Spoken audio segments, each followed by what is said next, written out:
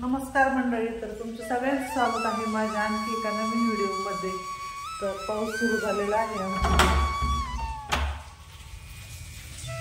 थोडा थोडा पाऊस येतोय बाहेर, मस्त असं वातावरण झालं। आणि इकडं ऐश्वर्या आणि तिच्या पप्पाचं काय चाललं बघू आपण।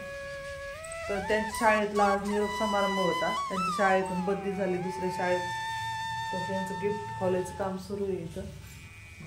हा इयत्ता 5वीच्या विद्यार्थ्यांनी फ्रेम बनवून दिला, फोटो बनवून दिला माझा, आणि अतिशय छान फोटो बनवून दिला।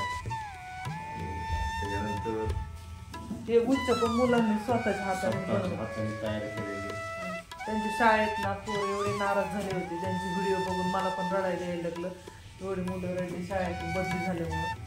आणि इयत्ता 4ची रंजित आहे, तिने मला हे ग्रामगीता संत तुकडोजी महाराज यांचं लिखित पुस्तक मला भेट दिलेलं आहे।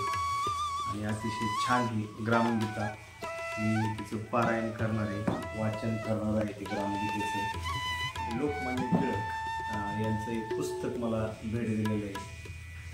बऱ्याचशा मुलांना माहिती आहे मला वाचनाची आवड आहे, आणि त्याच्यामुळे त्यांनी सगळे पुस्तकच आणलेले आहेत। ऐश्वर्या पण मदत करते पप्पाला गिफ्ट खायला।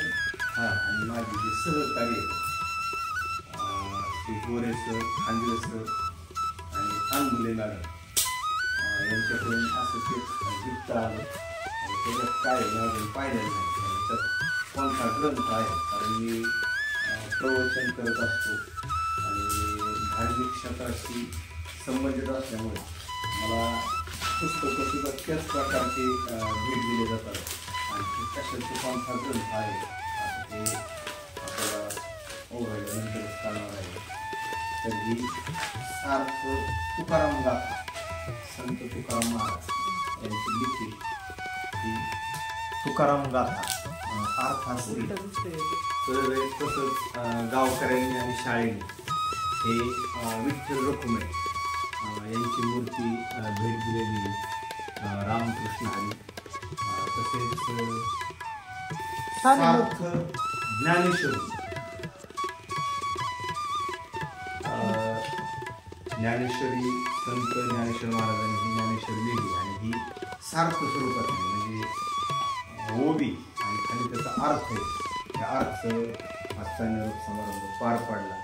जरी एवढं त्यांनी भरभरून दिलं असलं तरी त्यांच्या आठवणी, त्यांच्याबरोबर मी 7 वर्ष काम केलं, मुलांमध्ये रमलो, खेळलो, तर ह्या आठवणी कायमस्वरूपी स्मरणात राहतील असा आजचा निरोप समारंभ माझा पार पडला।